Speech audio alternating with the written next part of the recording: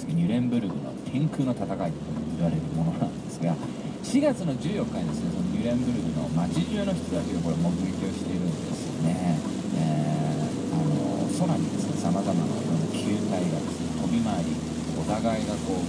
戦っているようにその当時の人たちに見えたと。で、たくさんの球体が炎に包まれ、非常に恥ずかしい、最終的にはですね、真っ黒の槍のような形をした巨大な飛行物体が登場して、終わっていくわけなんです。これ大体1時間ぐらい続いたそうです。当然街はこれも大パニック状態に陥りまして、いろんなこう記事が残っている、記事というかその記録が残ってるんですけど、なんとですね、かなり昔の話で、16世紀っていうのはまだですね、新聞もないんですね。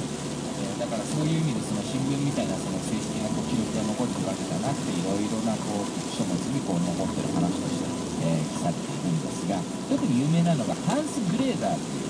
この人16世紀の、画家というかアーティストなんですが、彼が作った版画がですね、その日の様子をこう描いていまして、これが非常に有名な作品なんですね。今もズーリッヒのですね、主要図書館で保存されていまして、いろんな本なんかにこの絵という版画は紹介されているので、見たことがある人もいるかもしれませんが、この絵がまた強力でですね、本当に球体だったりとかですね、さまざまな形をしたものがですね、そのニューヨークの空の上いっぱいに広がっていまして、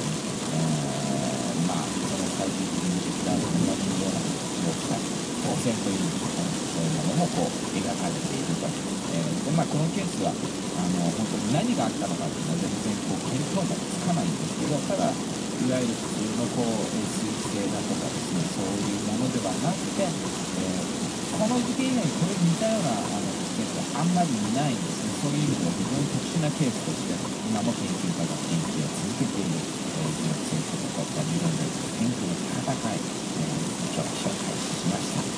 Here's Buffalo currently looking for how to record the rewind